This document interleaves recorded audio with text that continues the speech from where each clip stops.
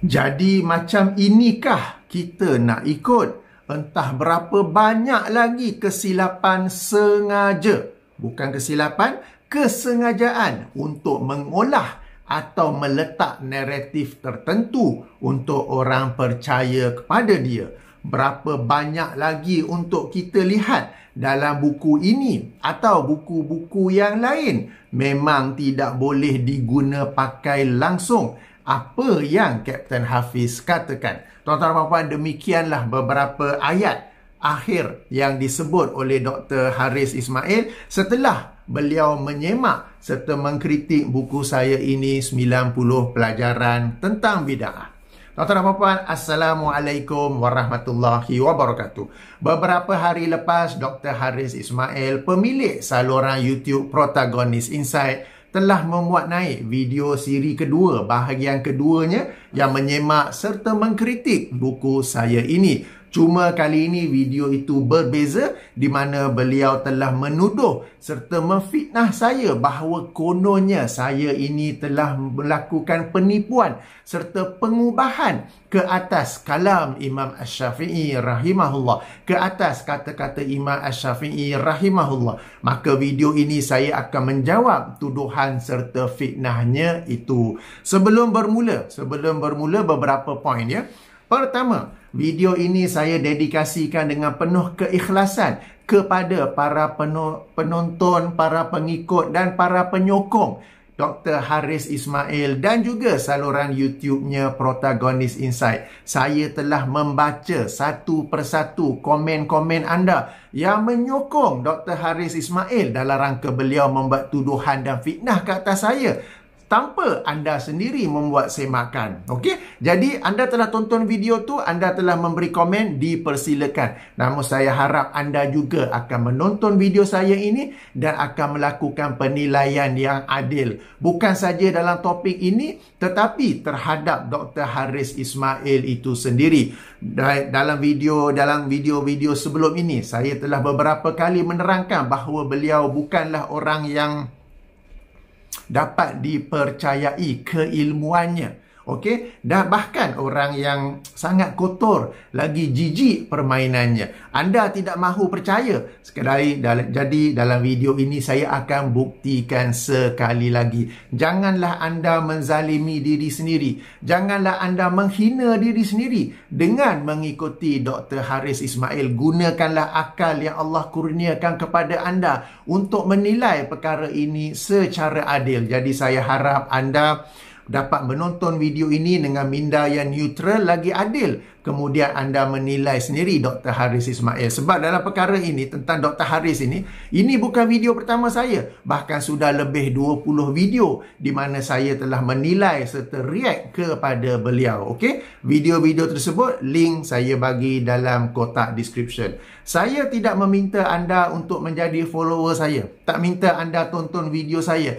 Cuma jangan menzalimi diri sendiri, jangan menghina diri sendiri dengan menjadi pengikut dia dan penyokong dia. Dia sedang membodohkan anda. Okey, kita buat video tak boleh sebut bodohkan, tapi dia benar-benar sedang membodohkan anda. Padahal kita dalam rangka membuat video menyampaikan ilmu, objektif kita ialah untuk memandaikan para penonton, untuk memandaikan umat Islam. Itu yang pertama. Yang kedua, bagi sesiapa yang belum baca atau kaji buku ini, okey, link saya bagi dalam kotak description. Ada 3 link. Pertama, untuk muat turun edisi percuma versi PDF. Buku yang tebal ni.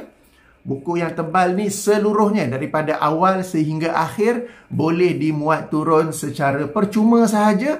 Link dalam kotak description. Anda boleh baca menggunakan tablet, phone atau komputer, atau anda boleh print sendiri. Itu link pertama. Link yang kedua, kalau anda nak beli edisi bercetak ini, boleh dipesan melalui Shopee. Link dalam kotak description juga. Dan link yang ketiga ialah video-video saya sendiri yang menjelaskan buku ini supaya anda lebih memahaminya ya. Jadi jangan lupa ya.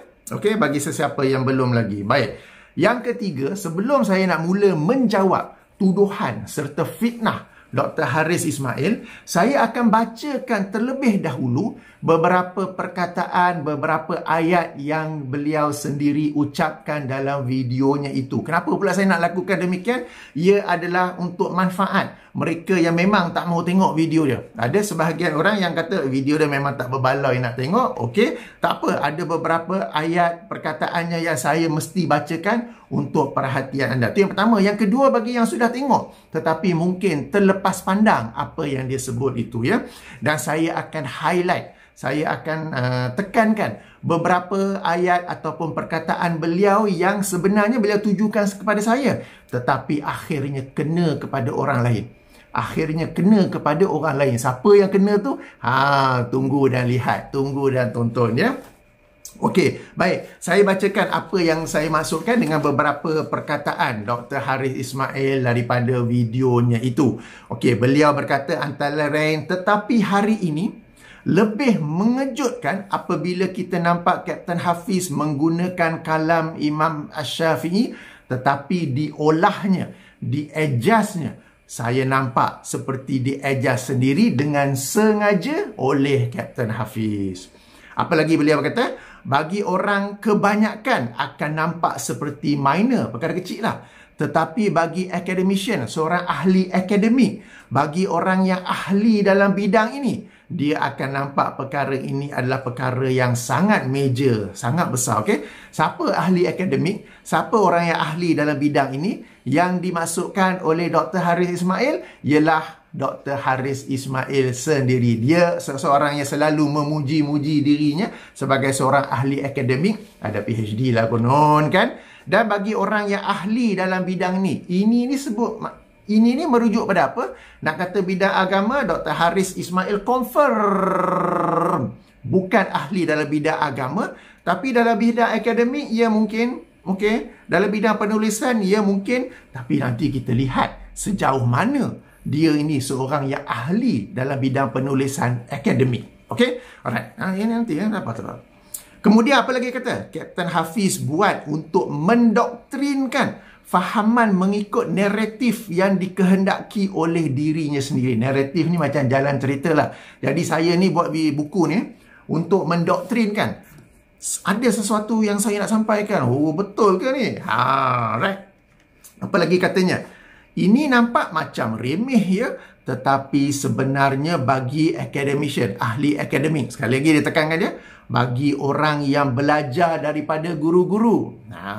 Dia tahu bahawa bila alim ulama atau orang-orang yang pandai meletakkan sesuatu turutan atau susunan seperti ini, yang ini kalam Imam Syafi'i yang kita akan bahas sekejap lagi. Apabila susunan dia macam ini, dia ada maksud tertentu. Okey, kata kunci yang saya nak highlight di sini apa?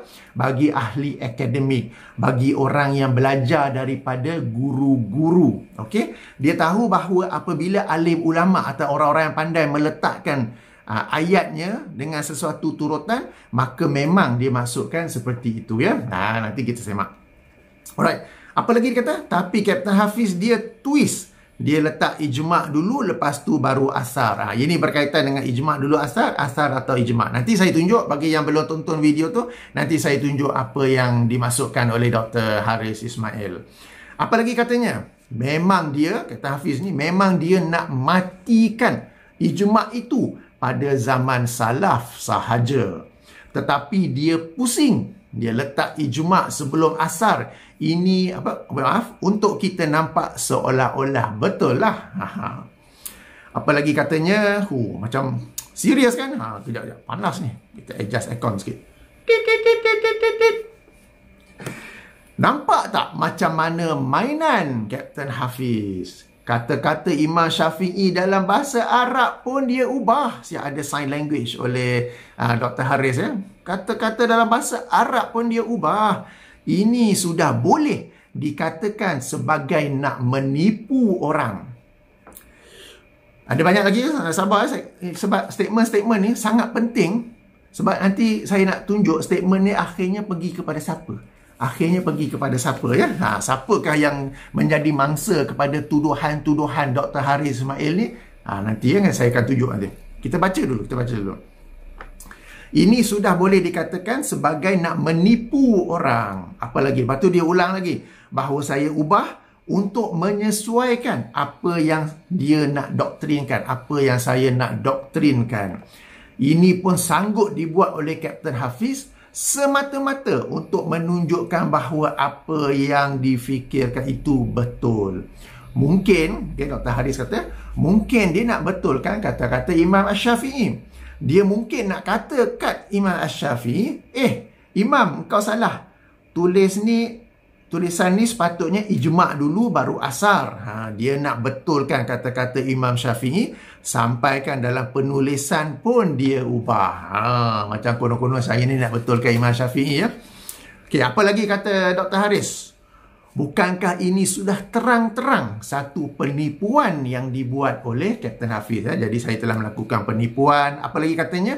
Nak menipu orang. Nampak tak? Okey, confirm ya. Dia tuduh saya, fitnah saya sebagai menipu. Terjemahan ini, maknanya kesilapan terjemahan. Nanti saya tunjuk apa yang Dr. Haris maksudkan. Terjemahan ini bukan tak sengaja. Bukan kesilapan.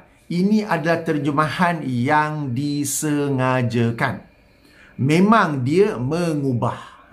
Katanya lagi, ini bukan kesilapan teknikal, bukan technical error, bukan kesilapan yang tidak disengajakan, terjemahan yang tersilap atau sebagainya, bukan ya? Tetapi memang sengaja disusun begitu atas sebab-sebab ataupun pemikiran ataupun naratif tertentu. Tu dia. Kalau kita tulis buku tersilap kan, Dr. Haris kalau saya mak, dia akan cop sebagai sengaja tau. Okey. Apa pula lagi? Alright. Supaya orang percaya bahawa ijma' itu setakat itu sahaja. Bukan sehingga sekarang, sehingga tak boleh ada lagi ijma'. Nanti saya akan jelaskan tentang ijma' secara ringkas dalam video ini. Supaya video ini menjadi sesuatu yang ada ilmu yang bermanfaat. Bukan sekadar membela diri saya daripada tuduhan dan fitnah Dr. Haris, ya. Ini sesuatu yang sangat buruk. Tak boleh, ya. Okay. Seseorang yang tidak ikhlas, tidak jujur dalam penyampaian ilmu agama. Okay. Diulang lagi, tidak ikhlas, tidak jujur dan bukan seorang yang berilmu yang melakukan perkara seperti ini untuk memesongkan pandangan dan kefahaman pembaca-pembaca dia. Jadi dapat tangkap ya beberapa kata kunci yang penting di sini. Seperti diolah, dieja, sengaja. Apa lagi katanya? Sengaja twist untuk mematikan ijma'. Okey, pusinglah, mainanlah, ubahlah, nak menipu oranglah. Ada sesuatu lain yang saya nak doktrinkan daripada pandangan saya sendirilah. Nak betulkan kata-kata Imam Asy-Syafi'i lah dan macam-macam lagi. Okey, semua yang beliau sebut tu saya tulis. Kan banyak sangat pula saya tulis. Okey. Alright. Seterusnya, saya pun dah hilang dah kertas mana. Okey. Okey, jadi ini poin-poin penting yang disebut sendiri oleh Dr. Haris Ismail dalam videonya. Macam saya kata, ikuti video saya ini dan tengok kata-kata, tuduhan-tuduhan, perkataan-perkataan berbisa itu akhirnya pergi kepada siapa. Alright. Okey, dan sekarang ini saya akan alih kamera saya ini menghadap ke laptop saya untuk sama-sama kita baca dan lihat apa yang diperkatakan oleh Dr. Haris itu. Sebelum itu saya nak cerita satu feature dalam YouTube aplikasi, okay? Sebab bila saya tunjuk bila saya tunjuk gambar daripada laptop saya, gambar kitab daripada perisian Maktabah Syamilah, mungkin bagi sebahagian orang yang tengok melalui phone akan mendapati ia agak kecil, tak nampak pula kan. Jadi saya nak bagi tahu aplikasi YouTube dalam phone untuk Android, saya guna Android, saya rasa iOS pun ada. Dalam beberapa update yang terkini ada fungsi baru yang ini pinch and zoom. Anda boleh zoom apa yang anda sedang tengok dalam YouTube tu. Saya tunjuk Okey, ini daripada video saya sendiri yang lama. Okey, nampak tulisan tu kecil kan? Walaupun saya dah besarkan, anda sebenarnya boleh pinch and zoom. Nampak tu? Lepas tu anda boleh gerak-gerak skrin tu untuk baca di mana yang anda nak baca. Okey, boleh. Okey, original. dan boleh zoom. Boleh zoom banyak lah. Okey. Jadi nanti saya akan tunjuk daripada perisian Maktabah Syamilah, daripada buku saya, daripada nota kaki buku saya mungkin kecil. Jadi kalau tengok menggunakan skrin laptop ataupun ada yang tengok melalui TV pun boleh nampak. Tapi kalau yang tengok melalui phone kecil sangat. Jadi sebenarnya kita boleh pinch and zoom apa yang ada dalam phone kita ini ya. Kalau tak boleh, cuba cek aplikasi YouTube dalam phone anda tu telah update kepada yang terbaru atau tidak. Sebab sebelum ni pun tak boleh. Saya pun baru temui baru-baru ini ya. Okey, kemudian video saya ni panjang. Kan sebab nak menjelaskan fitnah, nak menjelaskan tentang riwayat maklub, nak menjelaskan tentang ijma'. Video saya ni panjang. Jadi saya nak bagi tahu mana-mana video saya yang panjang tu, okey, anda boleh adjust playback speed. Anda tap pada sini, pergi ujung sini. Okey, gambar gear tu nampak ada playback speed.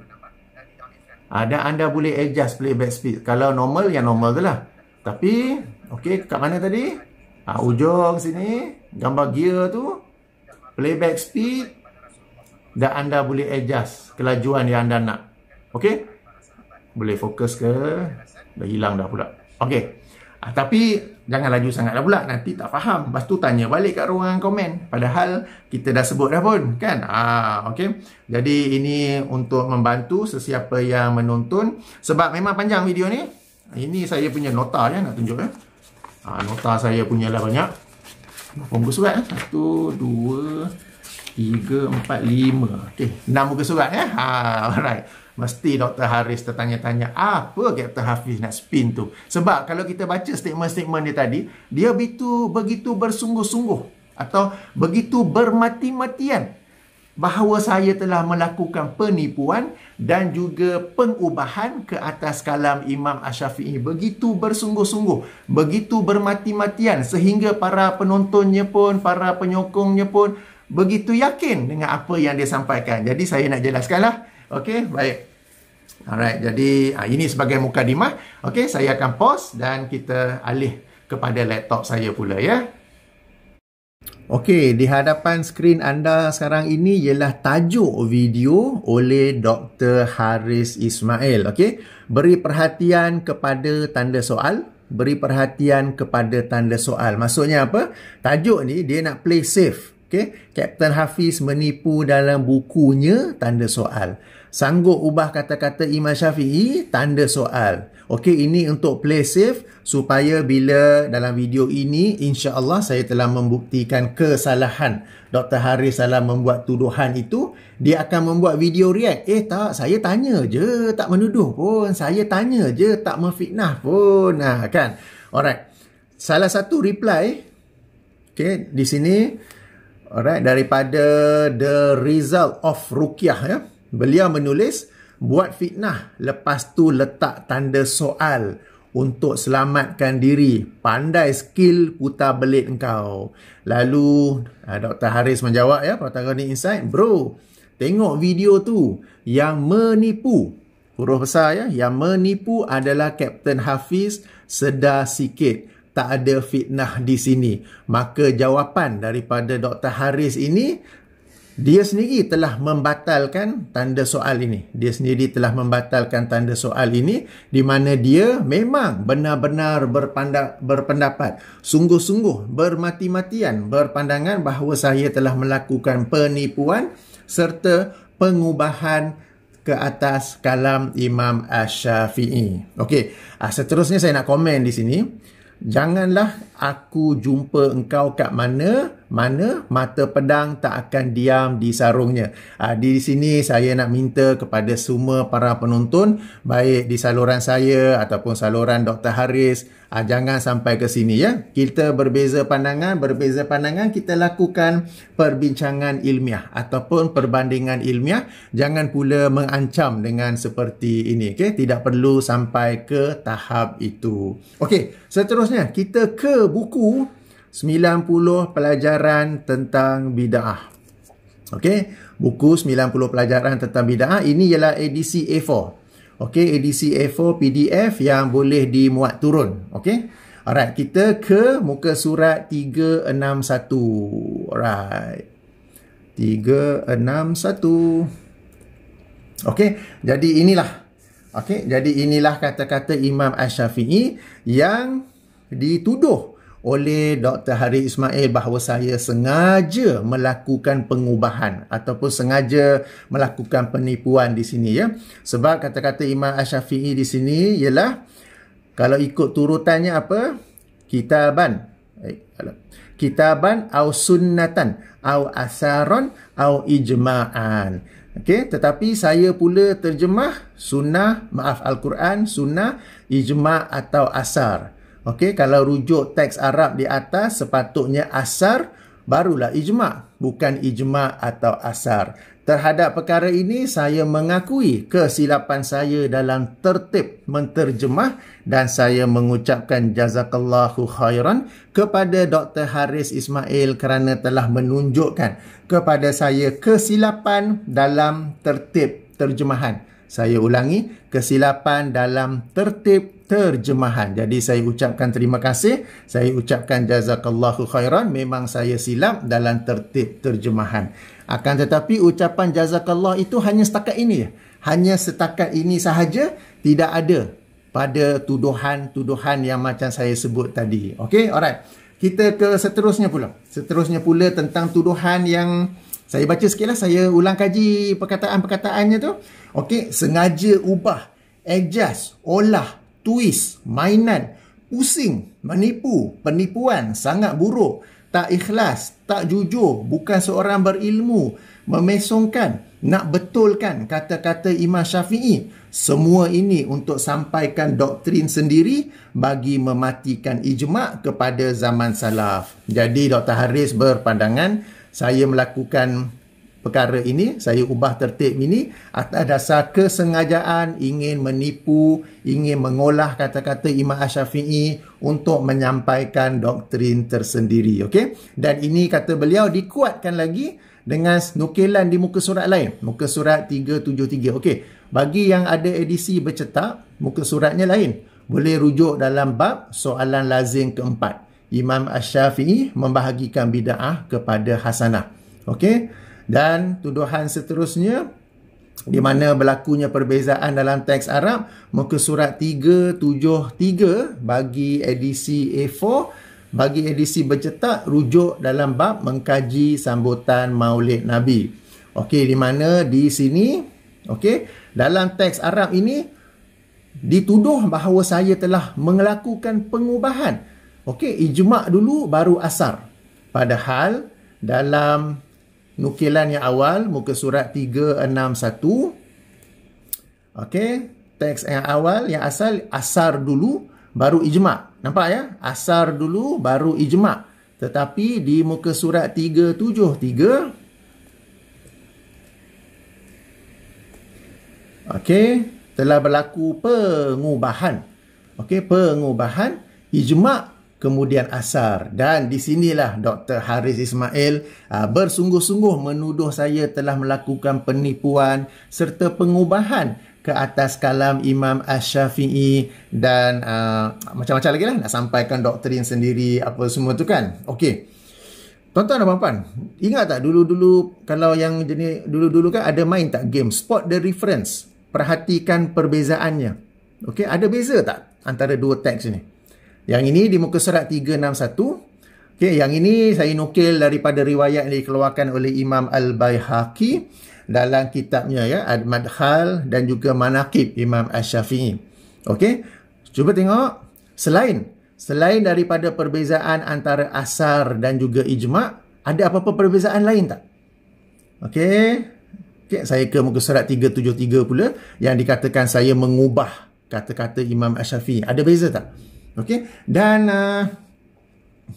apa ni, sama-sama kita ingat ya tadi Dr. Haris dia memuji dirinya sebagai apa? Bagi orang kebanyakan akan nampak seperti minor, tetapi bagi academician, bagi ahli akademik, bagi orang yang ahli dalam bidang ni, ahli dalam bidang penulisan, ahli dalam bidang akademik ni, okey, dia akan nampak perkara ini sebagai sesuatu yang major. Okey, dia nampak ke tak? Ada beza ke tak tuan-tuan dan puan-puan? Saya bagi sikit masa untuk tengok ada beza tak? Okey. Okey, saya bagi tahu Saya bagi tahu Okey, buka muka surat 361 balik. Selain daripada perbezaan tertib antara ijma' dan asar, perhatikan bahawa nukilan ini semua huruf ada barisnya. Nampak tak? Semua huruf ada barisnya. Qala asy-Syafi'i radhiyallahu anhu al-muhdatsatu minal umuri dirbani, kan? Ada barisnya kan? Semua ada baris sampai akhir.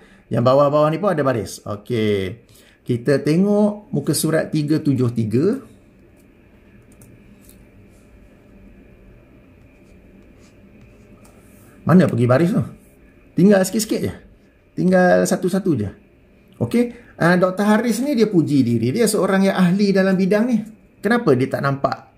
Dia tak dapat menangkap perbezaan ini? Sebab sebagai seorang ahli akademik, seorang yang ahli dalam bidang ni, dia akan nampak. Dia akan dapat menangkap. Dan dia akan tahu, okay, satu, kemungkinan pertama saya saja buang baris. Mula-mula dah letak penuh dengan baris. Atau saya, yang kedua saya sengaja buang baris. Atau pertama tu daripada sumber lain. Yang kedua ni daripada sumber lain. Sebab bila kita tulis buku, teks Arab kita boleh type. Kan? Kita boleh menaip atau kita boleh copy and paste daripada buku asal tersebut. Okey, jadi teks ini. Okey, baik. Sebelum tu kembali ke muka surat 361. Okey, yang ini ni saya dah bagi di bahagian nota kakinya. Nota kaki nombor 413. Okey. Alright. Kat bawah tu dikeluarkan oleh Imam Al-Baihaqi, wafat 458 Hijrah, dalam kitabnya Manaqib Asy-Syafi'i. Okey, Maktabah Syamilah tu perisian dalam komputer. Kita copy and paste saja. Juga dalam Al-Madkhal ila As-Sunan Al-Kubra, Maktabah Syamilah juga. Okey, copy and paste. Alright. So, yang ini ni 373. Saya ambil dari mana pula ya? Kita baca kat awal ni. Abu Syamah rahimahullah berpendapat sebagaimana yang telah dikemukakan dalam pelajaran sebelum ini. Sebagaimana yang telah dikemukakan dalam pelajaran sebelum ini. Bahawa antara bida'ah ialah perayaan Maulid apa semua. Apa ya pelajaran sebelum ni? Jom kita cek.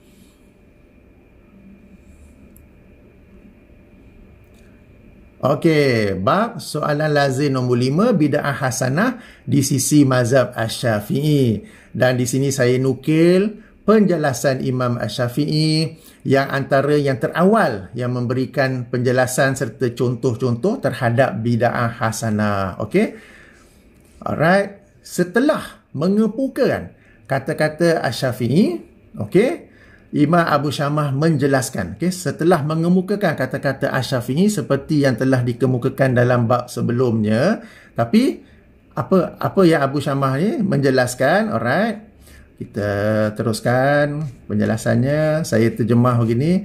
Saya memang terjemah perenggan demi perenggan supaya orang yang arif dalam bahasa Arab dia boleh semak terjemahan saya, supaya orang yang dalam rangka belajar bahasa Arab mereka juga dapat belajar menterjemah ya.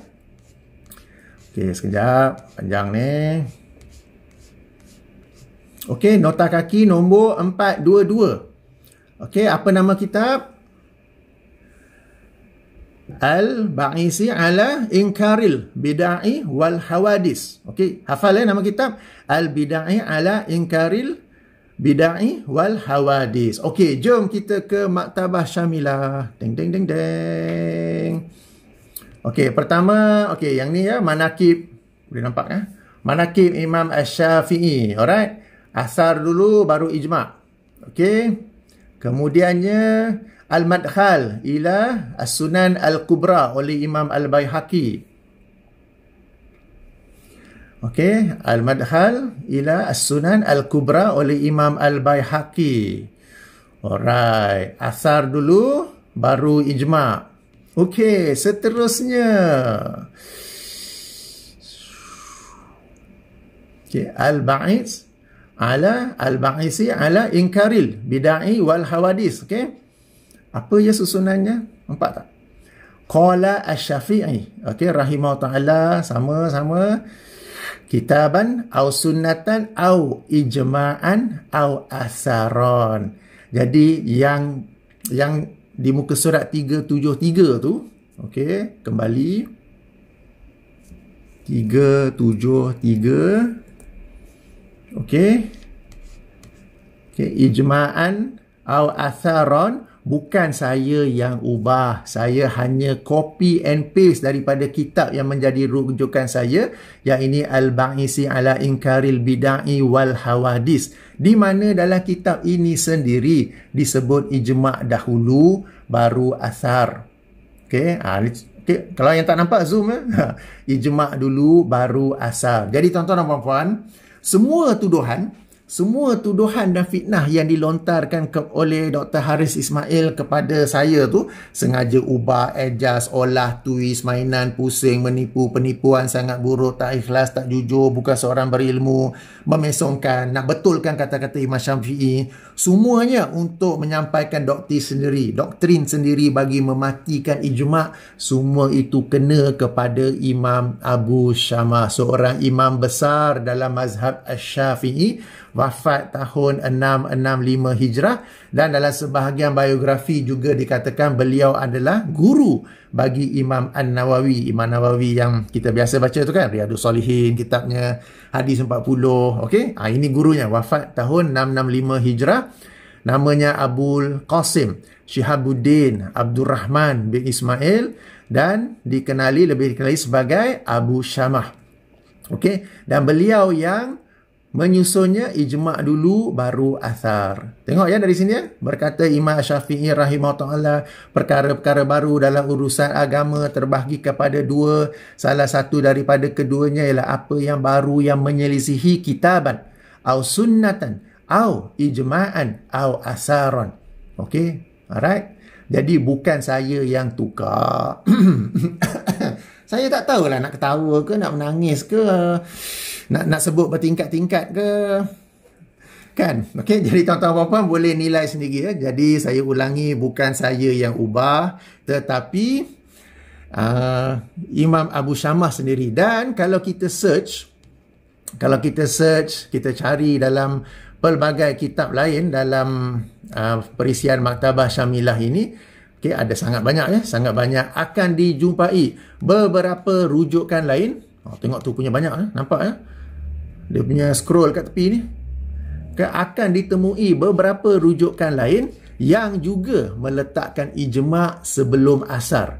Okey, ada rujukan yang sebut asar sebelum ijma', ada juga rujukan yang menyebut ijma' sebelum asar. Jadi ini tidak terhad kepada Imam Abu Syamah sahaja. Aduh lah, hai, manalah nak letak muka kan Dr. Haris. Alright, sekarang saya nak jelaskan pula kenapa boleh berlaku penukaran seperti ini. Kenapa boleh berlaku penukaran seperti ini? Alright. Okey, kalau kita belajar dalam bidang hadis, dalam bidang periwayatan, ada sesuatu yang disebut sebagai maklub, riwayat maklub. Maklub ini bermaksud tertibnya telah berubah.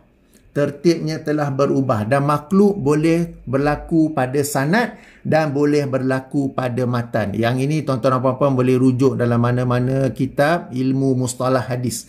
Ada ya, MAQ LUB. Edisi terjemahan pun boleh. MAQ LUB.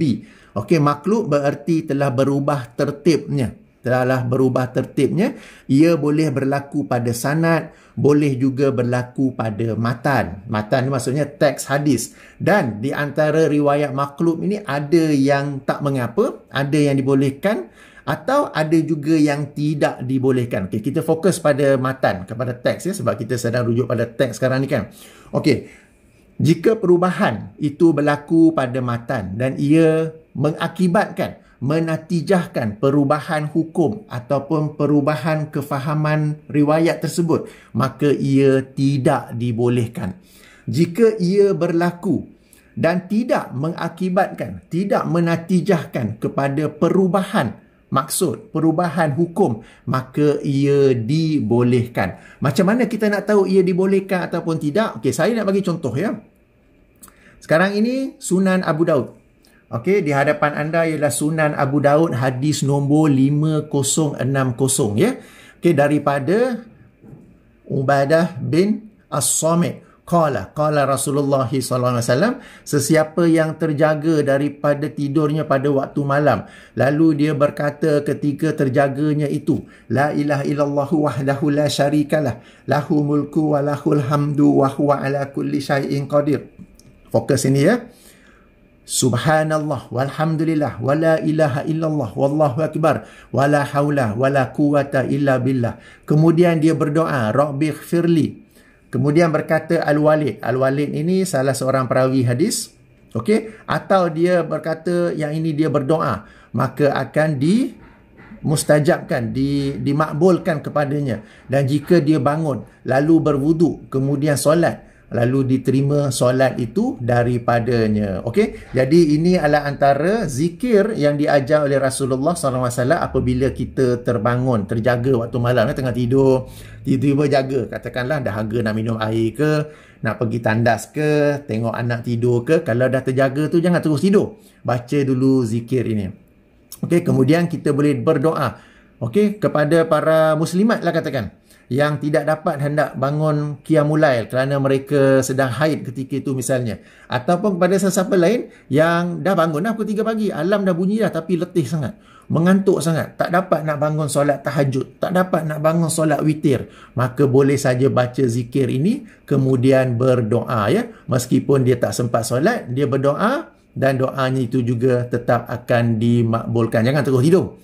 Okey, alright. Ini tentang zikir ini dan juga berdoa meskipun anda tidak dapat solat. Mungkin letih sangat, mungkin mengantuk sangat, okey, ataupun mungkin dalam keadaan tak dapat nak solat pada ketika itu, anda boleh juga berdoa. Tapi yang saya nak cerita ialah ia dimulakan dengan subhanallah dulu, dan kita pun makruf kan, subhanallah walhamdulillah wala ilaha illallah wallahu akbar wala haula wala quwata illa billah.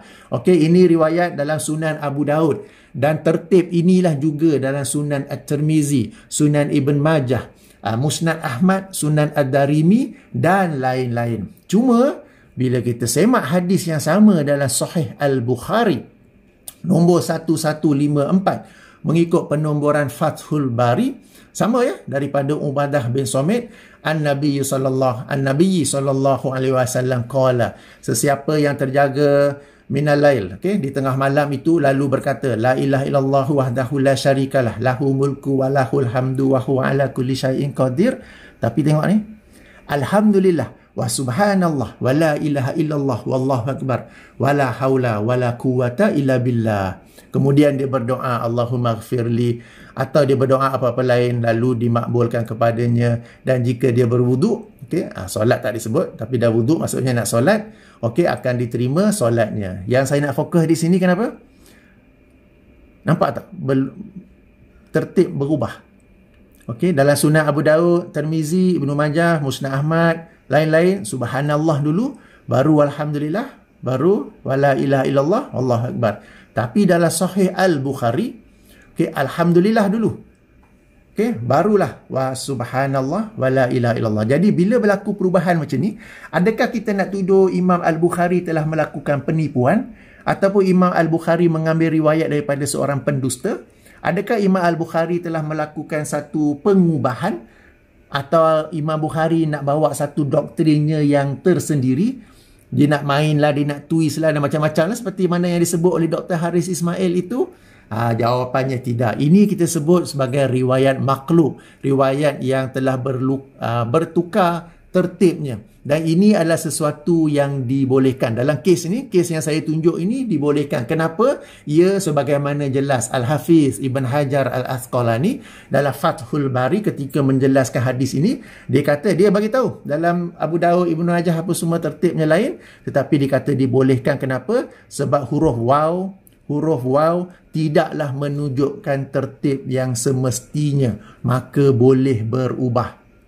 Okey, huruf waw, tengok ya. Penghubung antara satu sama lain ialah huruf waw. Huruf waw. Dan waw ini tidaklah menunjukkan tertib yang semestinya diikuti. Okey, jadi ini berkaitan dengan riwayat makhluk. Kita kembali kepada riwayat Imam Syafi'i, Imam Asy-Syafi'i. Apakah kata penghubung yang digunakan? Ia adalah au. Au ni atau. Au. Atau. Jadi sebagaimana huruf waw, ia tidak semestinya menunjukkan tertib, demikianlah juga perkataan au. Ia tidaklah semestinya menunjukkan tertib. Maka jika telah berubah kedudukan, ijma' pergi asar, asar pergi ijma', sebagaimana yang dilakukan oleh ataupun yang berlaku dalam kitab Al-Ba'isi ala Inkaril Bid'ai wal Hawadis oleh Imam Abu Syamah, ia bukanlah satu pengubahan, ia bukanlah satu penipuan, tetapi ia adalah apa yang disebut dalam bidang hadis sebagai riwayat maklub, dan ia adalah sesuatu yang dibolehkan ataupun tidak mengapa, kerana huruf au tidak memestikan tertib, tidak mewajibkan tertib. Okey tuan-tuan dan puan-puan, aduh ilahai, nak sebut bertingkat-tingkat Kang ni pula. Tapi kalau yang tak faham apa saya maksud bertingkat-tingkat tu, sila rujuk video saya sebelum ini. Video saya sebelum ini apabila Dr. Haris Protagonist Insight menyemak buku 90 pelajaran tentang bid'ah. Boleh faham apa yang saya maksud bertingkat-tingkat itu. Saya tak nak sebut lagi lah. Okey, jadi bagi orang yang ada ilmu, yang telah belajar ilmu hadis, okey, khasnya dalam bab riwayat maklub, dia akan tahu perkara ini. Jadi dia tidak akan tuduh ini sebagai satu penipuan, sebagai satu pengubahan dan macam-macam lagi yang disebut-sebut oleh Dr. Haris, macam yang saya baca tadi tu. Sebab tu saya baca tadi tu, nak highlight kan ya. Okey, aduh, tak tahulah nak kesian ke, nak kata padan muka ke, macam mana ke, tak tahulah kan. Okey, alright. Jadi ini satu contoh riwayat maklub ya. Bermula dengan subhanallah walhamdulillah wala ilaha illallah Allahu akbar, dan dalam riwayat Al-Bukhari ia bermula dengan alhamdulillah terlebih dahulu.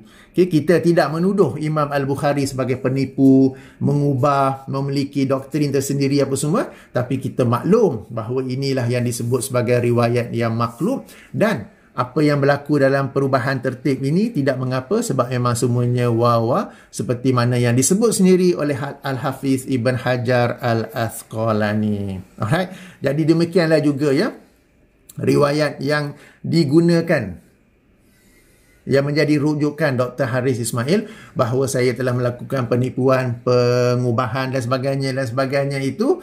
Alright, sebenarnya ia adalah riwayat maklub yang dibolehkan perubahan tertib itu ya. Kita ulang kaji sikit apa yang dikatakan oleh Dr. Haris yang saya baca tadi. Kita ulang kaji sikit antara yang dia sendiri katakan. Ini nampak macam remeh ya, tapi sebenarnya bagi academician, seorang ahli akademik, bagi orang yang belajar daripada guru-guru, dia tahu bahawa bila alim ulama atau orang yang pandai meletakkan suatu turutan atau susunan seperti ini, yang ni yang beliau masukkan kalam Imam Asy-Syafi'i, apabila susunan dia macam ini, dia ada maksud tertentu, jelas terselah bertingkat-tingkat, jelas terselah bertingkat-tingkat bahawa Dr. Haris Ismail bukan seorang ahli akademik. Kalaupun dia belajar dengan guru, sesia saja pembelajaran dia dengan guru, sebab guru dia tak ajar perkara ini, dan dia sendiri tak tahu nak bezakan peranan huruf au di sini, kata penghubung au di sini ya. Nampak sangat kejahilannya. Okey, kejahilannya yang bertingkat-tingkat. Okey, jadi di sini selesai ya tentang riwayat maklub. Jadi tidak ada penipuan, tidak ada pengubahan di pihak saya. Sebaliknya apa yang berlaku ialah bertingkat-tingkat di sisi Dr. Haris Ismail. Okey, kita ke tuduhan yang seterusnya pula, bahawa kononnya saya nak matikan ijma' pada zaman salaf sahaja. Okey, daripada penjelasan sebelum ini, sama-sama telah pun kita maklum bahawa tertib sama ada ijma' atau asar atau ijma', ia tiada kaitan dengan membataskan ijma' itu kepada zaman salaf sahaja. Sebab jika hendak didakwa sedemikian, seperti mana yang diperkatakan oleh Dr. Haris Ismail, apakah dengan itu Imam Abu Syamah dan juga imam-imam lain yang apabila apabila menukil kata-kata Imam Asy-Syafi'i ini dengan tertib Al-Quran, Sunnah, Ijma' atau Asar, apakah mereka juga hendak membataskan ijma' kepada zaman salaf saja? Tidak sedemikian ya. Okey, baik, kita masuk dalam bab ijma' secara ringkasnya tuan-tuan dan puan-puan. Kalau kita mengkaji dalam mana-mana kitab usul fiqh, dalam subjek usul fiqh, dalam chapter ijma', kita akan temui satu perbincangan, iaitu mungkinkah ijma' itu dapat berlaku. Okey, bila kita bincang tentang ijma', bila buku ataupun guru ataupun pensyarah bincang tentang ijma', akan ada teorinya seperti definisi ijma', seperti ijma' syar'i, ijma' sukuti dan sebagainya. Kemudian akan ada perbincangan secara praktikalnya, iaitu apakah mungkin ijma' itu dapat dicapai. Dan di sini ada 3 pendapat. Ada 3 pendapat. Pendapat pertama berkata ijma' itu hanya dapat berlaku pada zaman sahabat, para sahabat radhiyallahu anhum. Pendapat kedua berkata ijma' itu dapat berlaku daripada zaman kewafatan Rasulullah. Okey, maaf, yang pertama tadi ijma' hanya dapat berlaku selepas kewafatan Rasulullah dan pada zaman para sahabat sahaja. Pandangan yang kedua berkata ijma' itu berlaku daripada saat wafatnya Rasulullah SAW sehinggalah pada zaman salaf sahaja, tidak selepas itu. Pandangan yang ketiga berkata ia juga boleh berlaku selepas zaman salaf. Boleh juga berlaku selepas zaman salaf ya. Okey, kenapakah berlaku perbincangan ini? Kenapakah berlaku khilaf ini? Kerana jika kita rujuk kepada definisi ijma' itu ialah kesepakatan semua mujtahid Islam dalam sesuatu persoalan. Okey, jadi di sini itu dari sudut definisi. Tetapi cabaran untuk mempraktikkan ijma' ini ialah pada zaman dahulu sukar untuk dicapai kerana mujtahid ini berada di lokasi yang berjauhan antara satu sama lain. Okey, jika di kalangan generasi sahabat, para sahabat, mereka ada status yang istimewa, maka jika bukan mujtahid pun tak mengapa, kesepakatan mereka diambil kira. Tetapi di zaman salaf, para mujtahid mereka masih lagi dapat bertemu Imam Asy-Syafi'i, Imam Malik, Imam Abu Hanifah, Imam Ahmad, Imam Sufyan Ats-Tsauri dan sebagainya ya. Adapun pada zaman selepas itu, apabila negara Islam, dunia Islam semakin meluas, dan para mujtahid berada di lokasi yang berjauhan antara satu sama lain, apakah mungkin tercapainya ijma' ya?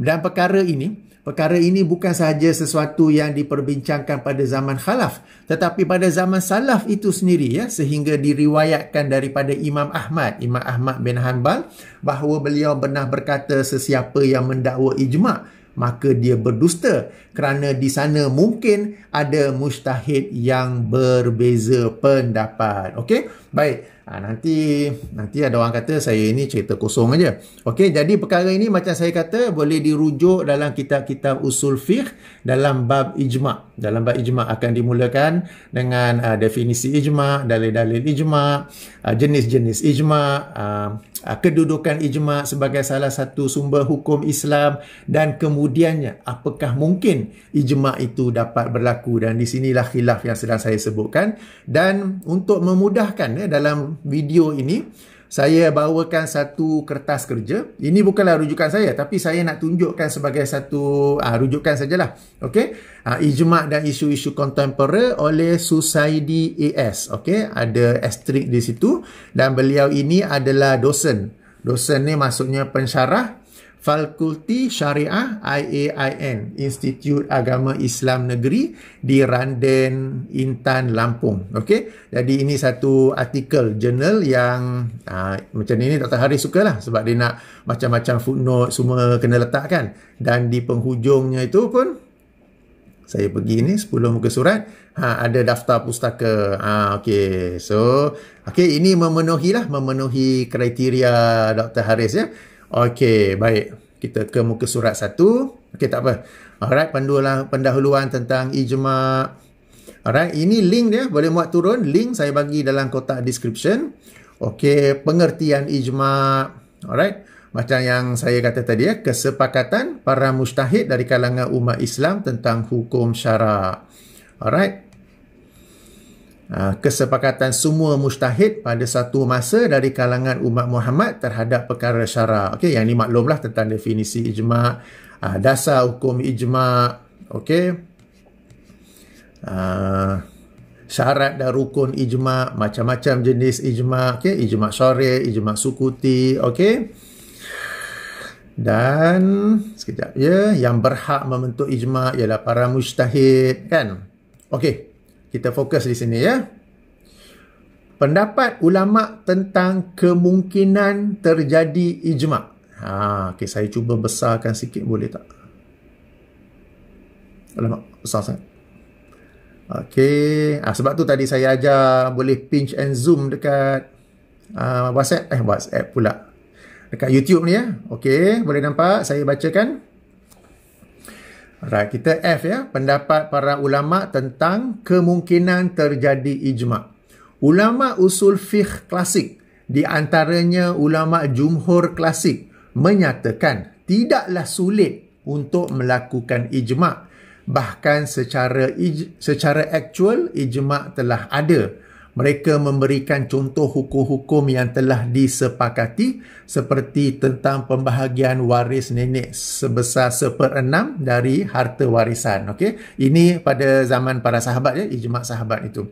Akan tetapi ulama klasik lainnya seperti Imam Ahmad bin Hanbal berpendapat bahawa sesiapa yang mengatakan adanya ijma' tentang sesuatu terhadap hukum suatu masalah, maka ia telah berdusta kerana kemungkinan saja ada mujtahid yang tidak setuju. Oleh kerana itu, menurutnya, untuk mengetahui ijma' tersebut sangatlah sulit dilakukan. Okey, macam tadi saya sebutkan, kalau saya sebut, saya tak baca daripada nukilan ni dengan nota kaki tersebut, nanti Dr. Hari akan tuduhlah, tengok, Kata Hafiz dia bagi pandangan peribadi dia. Padahal ada rujukan kan. Okey. Di samping, perenggan seterusnya, di samping Imam Asy-Syafi'i, Ibnu Taimiyah dan Ibnu Qayyim Al-Jauziyah, keduanya adalah ahli fiqh dari mazhab Hambali, tidak menerima ijma' kecuali ijma' yang dilakukan oleh para sahabat. Sedangkan dalam pandangan ulama usul fiqh moden seperti Imam Muhammad Abu Zahrah, Muhammad Khudri Beg, Abdul Wahab, yang ini typo error ya, dia bukan F tapi B, Abdul Wahab Khalaf.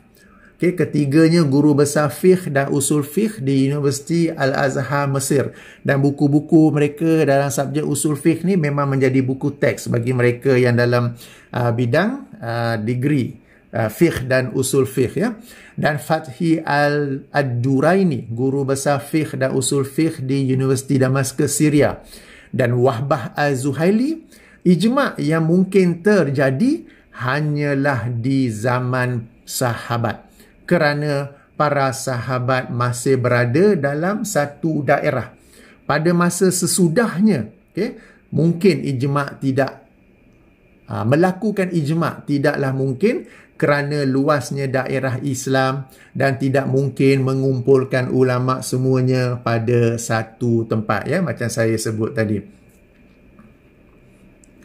Okay, menurut Abdul Wahab Khalaf, ijma' akan mungkin terjadi apabila masalahnya diserahkan kepada pemerintah. Yang ini kalau kita ada khalifah lah, satu pemerintah saja. Okay? Jadi seterusnya artikel ini, kertas ataupun tulisan jurnal ini, link dalam kotak description. Okay?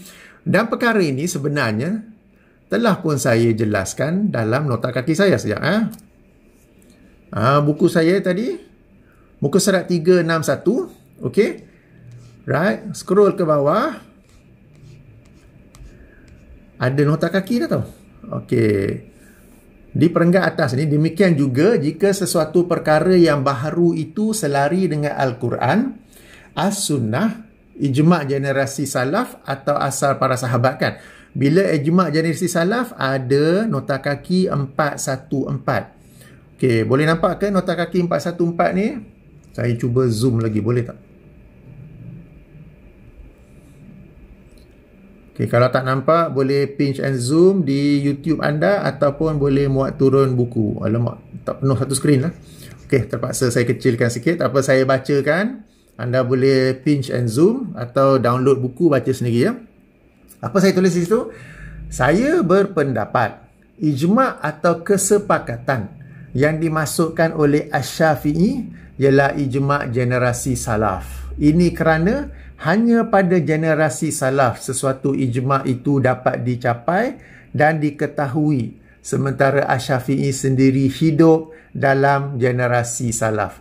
Adapun sesudah generasi salaf sangat sukar untuk mencapai ijma' kerana para sarjana tersebar di pelbagai dunia Islam dan sukar untuk mengetahui apakah mereka bersepakat atau berbeza pendapat dalam sesuatu perkara. Okey, bagi orang yang jahil tetapi perasan pandai, dia akan kata, tengok tu, mana rujukan? Tengok tu, sendiri dia nak mematikan ijma' pada zaman salaf saja.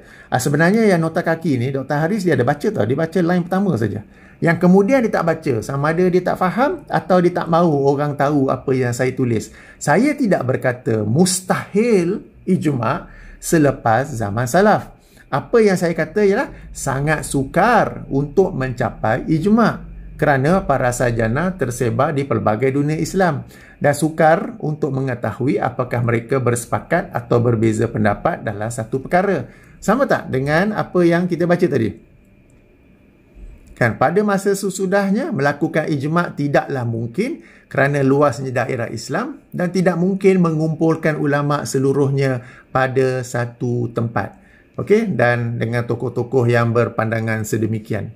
Okey, jadi memang bagi orang yang dia perasan pandai tapi dia dia tengok ini mana rujukan, tak ada rujukan. Padahal jika dia arif dalam bidang usul fiqh, okey, dia belajar dengan guru-guru yang dia selalu dakwa ada guru tu, dia akan tahu perkara ni. Okey, jadi timbul persoalan pula, kenapa saya tulis di sini saya berpendapat? Tuan-tuan, kalau baca buku saya atau dengar video saya sampaikan pandangan tu, sekali-sekala ada saya sebut saya berpendapat. Apabila ada perkataan saya berpendapat, itu barulah pendapat peribadi saya. Senang saja. Okey, nak kenal pasti mana pendapat peribadi, saya sendiri akan sebut saya berpendapat. Okey, sekarang ni kenapa pula saya berpendapat sedemikian? Okey, kerana berlaku perselisihan di kalangan ahli ilmu usul fiqh, ahli usul fiqh. Imam Asy-Syafi'i, apakah dia membataskan ijma' kepada para sahabat sahaja ke ataupun generasi salaf? Kalau kita rujuk kepada jurnal ini, okey, antaranya Imam Asy-Syafi'i ya, yang berpandangan tidak menerima ijma' kecuali ijma' yang dilakukan oleh para sahabat. Pandangan lain pula berkata tak, Imam Asy-Syafi'i juga menerima ijma' daripada generasi salaf. Okey, saya berpendapat bahawa yang dimasukkan itulah salaf. Kenapa? Sendiri-sendiri ke tak? Kalau kita rujuk kepada kalam di sini, okey, kitab As-Sunnah, Al-Asar, kalau ijma' tu Imam Asy-Syafi'i hendak bataskan kepada para sahabat, beliau sendiri akan sebut au ijma'an sahabat. Beliau sendiri akan sebut sahabat. Tetapi manakala beliau sebut ijma' saja, maka beliau sebenarnya menerima ijma' juga daripada kalangan generasi selepas sahabat. Kalau baca betul-betul akan nampak tau. Ini kerana hanya pada generasi salaf. Okey, saya berpendapat ijma' atau kesepakatan yang masukkan oleh Syafi'i ialah ijma' generasi salaf. Ini kerana hanya pada generasi salaf satu ujian yang dapat dicapai, sementara Asy-Syafi'i sendiri hidup dalam generasi salaf. Okey. Kalau baca dan kita pun ada ilmu dalam bidang usul fiqh, dalam bidang ijma' ini, tak akan timbul punya tuduhan-tuduhan sebagaimana yang dibuat oleh Dr. Haris itu ya. Okey. Kemudian Dr. Haris ni kata, okey, macam yang saya bacakan tadi, saya ulang balik. Supaya orang percaya bahawa ijma' itu setakat itu saja, bukan sehingga sekarang. Sekarang tak boleh ada lagi ijma'. Okey, nak tanya Dr. Haris, sekarang boleh ada ijma' lagi ke tak? You yourself said, okey, sekarang tak boleh ada ijma' lagi. Macam seolah-olah saya berkata sekarang ini tak boleh ada ijma' lagi. Jadi nak tanya sekarang, tahun 2020, Okey, daripada tahun 2000 ni ke, okey, the last 5 years, 10 years, boleh ada ijma' lagi atau tidak? Okey, ayo kita rujuk definisi ijma'. Okey, alright. Dah tunjuk tadi kan? Tapi tak apa, sekali lagi.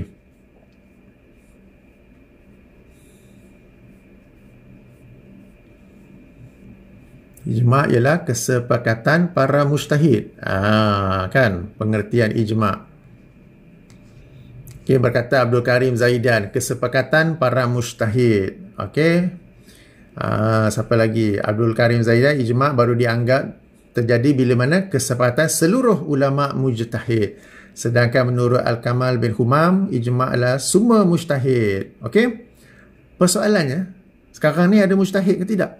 Okey, dulu dikatakan sukar mencapai ijma' kerana para mujtahid berada di lokasi yang jauh di pelbagai pelosok dunia Islam sehingga sukar untuk diketahui pandangan mereka dalam sesuatu isu. Okey, tidak ada kemudahan pengangkutan, tidak ada kemudahan komunikasi, tak ada internet, tak ada WhatsApp, tak ada phone. Sekarang ini semua itu dah tak ada. Okey, cabaran-cabaran, halangan-halangan itu sudah tidak ada. Yang ini kita sudah ada transport, boleh saja naik kapal terbang, bertemu di satu tempat untuk berbicara, ataupun tak nak pun boleh saja video conferencing, dan macam-macam cara canggih sekarang kan. Persoalannya sekarang ini ada mujtahid ataupun tidak. Kalau Dr. Haris Ismail dia arif dalam perbincangan tentang ijma', dia akan tahu bahawa sekarang ini Okey, sebelum ni saya sebut khilaf tentang boleh atau tidak berlaku ijma'. Dan perbincangan itu berlaku kerana kesukaran para mujtahid ini bertemu satu sama lain untuk bersepakat dalam sesuatu isu. Okey? Alright, itu yang pertama. Yang kedua, sekarang ini halangan-halangan yang menyebabkan mereka ini sukar bersatu telah pun tiada. Mereka boleh bertemu sama ada secara fizikal atau secara atas talian. Cuma yang menjadi perbincangan sekarang ini ialah wujud ataupun tidak mujtahid pada zaman kini. Maka di kalangan para ahli, di kalangan para ulama ada yang berbincang untuk mengurangkan definisi ijma' itu. Okey? Mengurangkan daripada mujtahid kepada para ahli. Para ahli fiqh sebagai contoh ya, ini sebagai contoh. Ataupun yang ada ialah ijma' lokal. Okey, kesepakatan para ahli ataupun para mufti dalam Majlis Fatwa Kebangsaan katakan. Jadi di lokal di Malaysia saja. Kesepakatan para ulama Indonesia, MUI, Majlis Ulama Indonesia dalam isu ini sekian-sekian. Okey, jadi dikurangkan darjatnya, dikurangkan kriteria daripada mujtahid kepada para ahli ilmu dan ianya lokal. Boleh juga international sebagai contoh convention para ahli fiqh di Kuwait memutuskan bahawa bayi tabung haji, mereka bersepakat memutuskan. Okey, tetapi bila dia lah dikurangkan darjatnya tu daripada mujtahid kepada para ahli ilmu, mereka tidak lagi sebut sebagai ijma', tetapi mereka sebut sebagai bersepakat ataupun pandangan jumhur. Okey, ini kalau Dr. Haris dia tahulah. Okey, sebab dia sendiri ya sebut ya. Sekarang ini tak boleh ada ijma' ke? Kan kau cakap ni, kau tahu ke apa yang cakap Dr. Haris? Dr. Haris kan. Okey. Okey, last yang terakhir dalam topik ijma' ini ingin saya mainkan satu bahagian daripada video Dr. Haris. Dr. Haris minta izin ya, saya main sikit saja daripada minit ke-5. Ayo sama-sama kita dengar. Kalau susunan dia ijma' terakhir, maksud dia akan berterusan. Maksud hingga zaman sekarang boleh ada ijma' para ulama dan akan bersesuaian dengan surah An-Nisa ayat 115. Jalan orang-orang mukmin. Para ulama mengatakan ayat di dalam Al-Quran surah An-Nisa 115 itu menunjukkan bahawa kita harus mengikut ijma' para ulama sehingga sekarang, hingga zaman sekarang. Tapi okey, jadi Dr. Haris sendiri sebut bahawa para ulama berdalilkan kepada surah An-Nisa ayat 115. Dr. Haris, following your own strategy, your own question, mana rujukan? Siapa para ulama tu? Okey, anda mempersoalkan bahawa saya pandangan peribadi, sekadar menyebut para ulama tak cukup. Sebab any Tom, Dick and Harry boleh sebut para ulama. So sekarang siapa ulamanya tu? Kenapa tak sebut? Kenapa tak sebut dalam kitab usul fiqh mana? Siapakah tu Wabah Zuhaili ke, Yusuf Al-Qaradawi ke, siapa ulama tu? Ataupun imam-imam dulu ke? Siapa? Tak ada pun. So sekarang ni anda sendiri terperangkap dalam perkataan anda sendiri. Okey? Tetapi bagi orang yang dia arif dalam bidang, dia tahu bahawa apa yang disebut oleh Dr. Haris itu betul.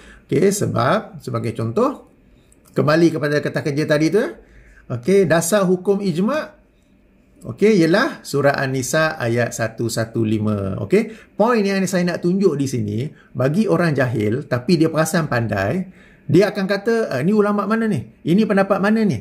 Tetapi kalau dia sendiri arif dalam perkara tu, dia akan tahu, okey, ini dalam sini, ini pandangan itu pandangan ini, kan? Ini saya nak bagi contoh lah sebenarnya. Okay? Kalau orang tu jenis jahil, tetapi perasan pandai, dia akan tanya dalam video Dr. Haris tadi, para ulama' mana tu?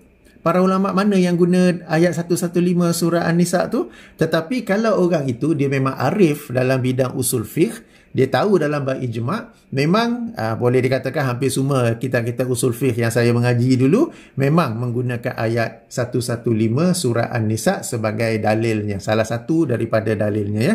Jadi di sini yang saya nak tunjukkan ialah apabila seseorang itu berbicara topik agama, dia tak sebut rujukan secara spesifik, dia sebut gitu, ataupun dia ada sebut para ulama', tak semestinya bererti dia kelentong, tak semestinya dia bererti dia cerita-cerita sendiri. Sebaliknya dia ada dalil, dia ada hujah, dia ada rujukan. Okay? Tetapi apabila dia menulis untuk orang awam, untuk bacaan orang awam, tak perlu menulis semua rujukan tersebut kerana ia akan menyusahkan orang awam itu. Sebab buku saya ataupun buku-buku lain bukanlah tesis PhD. Ia ditujukan who is your, kita kata apa, sasaran pembaca, kan. Kalau katakan Dr. Haris pun, dia pun ada tesis PhD-nya, kan. Katakanlah dia nak membukukan tesis PhD-nya itu untuk bacaan orang awam dalam bidang kejuruteraan dan arkitek pembangunan lah misalnya, kan, dia nak bagi untuk orang awam baca. Saya yakin dia sendiri akan mengurangkan nota kaki. Dia sendiri akan mengurangkan rujukan-rujukan bagi memudahkan, reader friendly, supaya mesra pembaca. Kalau dia tak buat pun, publisher ataupun editor sendiri akan cadang, Dr. Haris, ini your target is audience yang daripada kalangan orang awam yang ingin tahu subjek ini, banyak sangat nota kaki ini akan menakutkan mereka daripada membaca buku ini. Maka kami cadangkan kurangkanlah 50% daripada nota kaki. Okey. Jadi perkara ini maklum, banyak saja orang-orang yang membukukan tesis PhD-nya, tesis masternya, mereka bukukan dan mereka buang sebahagian daripada rujukan-rujukan itu bagi memudahkan ataupun supaya buku itu menjadi mesra pembaca, okay? Reader friendly. Bukanlah bererti orang itu sembang kosong sahaja. Okey. Jadi sehingga sini saja. Okey, kita ke kesimpulan.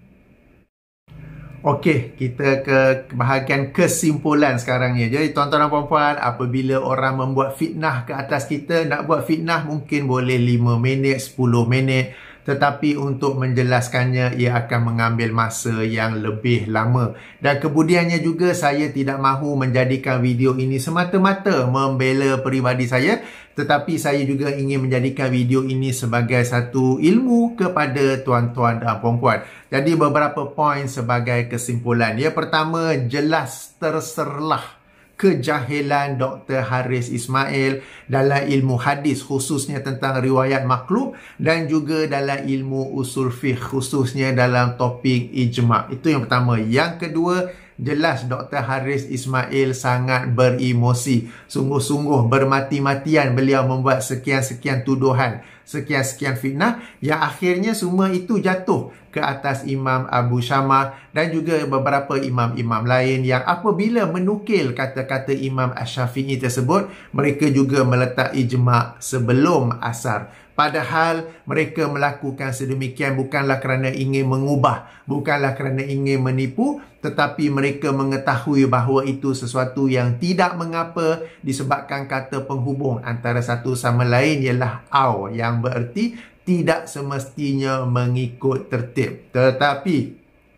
Dr. Haris dia tidak tahu tentang perkara ini, lalu dia menuduh itu adalah satu penipuan dan juga satu pengubahan. Kemudiannya jelas Dr. Haris Ismail juga bermain kotor dengan segala tuduhan, padahal dia yang jahil. Jika hatinya tu bersih, dia akan semak dan tanya kepada orang yang ahli dalam bidang hadis dan juga fiqh. Tak semestinya tanya saya, bukanlah tanya saya, tanya sesiapa lain. Tetapi sebelum saya muat naik video ini, dia telah buat video lain. Kononnya ada pensyarah, ada sekian-sekian rektor ke apa ke yang turut memujinya. Tuan-tuan bapa tengok sendiri ya video saya ni, dan bandingkan kalau betul ada pensyarah dan sebagainya yang puji dia, yang pensyarah tu pun maklumlah ya. Okey, jika pembetulan itu ialah tertib antara ijma' dan asar-asar ijma', saya ucapkan jazakallahu khairan kepada Dr. Haris Ismail kerana menunjukkan kesilapan saya dalam tertib menterjemah. Tetapi ucapan jazakallah hanyalah pada setakat itu sahaja. Adapun tuduhan-tuduhan ataupun fitnah-fitnah anda, maka telah saya jawab dalam video ini. Okey, maka video ini saya harap bukan sekadar untuk membela diri saya, tetapi memberi ilmu kepada para penonton tentang ilmu hadis, khasnya riwayat maklub, dan juga tentang ilmu usul fiqh, khasnya dalam topik ijma'. Akhirnya kita kembali ya kepada apa yang dikatakan sendiri oleh Dr. Haris Ismail di permulaan video yang saya bacakan tu. Jadi macam inikah kita nak ikut? Entah berapa banyak lagi kesilapan sengaja. Bukan kesilapan, kesengajaan untuk mengolah atau meletak naratif tertentu untuk orang percaya kepada dia. Berkata lagi Dr. Haris, berapa banyak lagi untuk kita lihat dalam buku ini atau buku-buku yang lain. Memang tidak boleh diguna pakai langsung apa yang Kapten Hafiz katakan. Jadi tuan-tuan dan puan-puan nilai sendiri siapa yang sebenarnya tidak boleh diguna pakai langsung. Sebelum saya muat naik video ini, Dr. Haris juga telah muat naik video lain. Lalu dia bahas lagi tajuk bab. Okey, hadis larangan bid'ah selengkapnya. Lalu dia kata hadis, padahal dalam video react saya kata tajuk ini bukanlah himpunan hadis larangan bid'ah. Perkataan himpunan dia tinggalkan. Lepas tu dia nak juga hadis-hadis lain masuk dalam bab pertama. Padahal hadis lain ada dalam buku itu juga. Jadi nampak ya permainan dia tu. Yang kita react dia tak akan sebut. Dia tak akan baca sebiji-sebiji macam saya sebut ini. Dia akan sendiri pilih perkataan dia. Dan dia akan kekalkan lagi mana hadis-hadis lain. Padahal hadis-hadis lain itu ada dalam buku yang sama juga. Jadi tuan-tuan puan-puan, saya rasa kalau video Dr. Haris yang seterusnya mengulas buku saya ada nilainya, ada nilai ilmiah, ada pembetulan yang patut saya betulkan, saya akan kata jazakallahu khair. Saya akan menerima pembetulan tersebut. Adapun selain itu, okey, tak perlulah kita buang masa dengan Dr. Haris ini ya, sebab dia yang banyak mengangkat bakul untuk dirinya sendiri, padahal kita telah lihat betapa bertingkat-tingkat, okey, bertingkat-tingkat apa yang dia lakukan terhadap dirinya sendiri. Okey, subhanakallahumma wa bihamdika asyhadu an la ilaha illa anta astaghfiruka wa atubu ilaika. Jadi tuan-tuan puan-puan, boleh muat turun secara percuma atau pesan di Shopee ya. Buku yang banyak manfaatnya, insya-Allah. Dan saya tak kata buku ini perfect, tapi kalau nak beri kritikan, nak bagi semakan, lakukanlah ia berdasarkan ilmu dan juga hati yang bersih jujur. Assalamualaikum warahmatullahi wabarakatuh.